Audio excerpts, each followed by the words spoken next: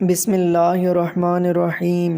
Professor نے ایک شادی شدہ لڑکی کو کھڑا کیا اور کہا کہ آپ بلیک بورڈ پہ ایسے 25-30 لوگوں کے نام لکھو جو تمہیں سب سے زیادہ پیارے ہوں۔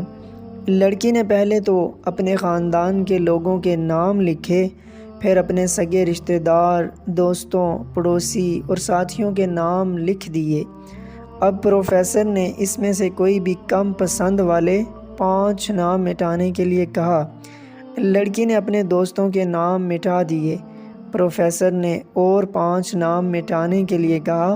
لڑکی نے تھوڑا سوچ کر اپنے پڑوسیوں کے نام مٹا دیے۔ اب پروفیسر نے اور 10 نام مٹانے کے لیے کہا۔ لڑکی نے اپنے سگے رشتہ داروں کے نام مٹا دیے۔ اب بورڈ پر صرف 4 نام بچے تھے جو اس کے امی، ابو، شوہر اور بچے کا نام تھا۔ اب پروفیسر نے کہا اس میں سے اور 2 نام مٹا دو۔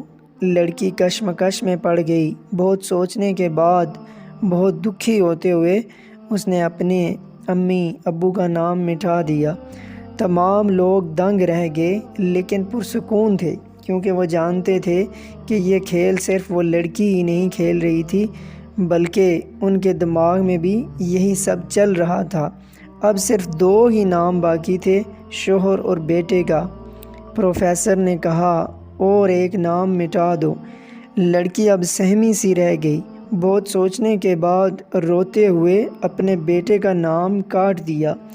پروفیسر نے اس لڑکی سے کہا تم اپنی جگہ پر جا کر بیٹھ جاؤ، اور سب کی طرف غور سے دیکھا اور پوچھا کیا کوئی بتا سکتا ہے کہ ایسا کیوں ہوا کہ صرف شوہر کا ہی نام بورڈ پر رہ گیا؟ سب خاموش رہے۔ پھر پروفیسر نے اس لڑکی سے پوچھا کہ اس کی کیا وجہ ہے؟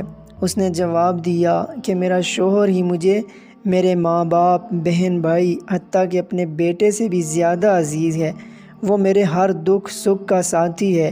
میں اس سے ہر وہ بات شیئر کر سکتی ہوں جو میں اپنے بیٹے یا کسی سے بھی شیئر نہیں کر سکتی۔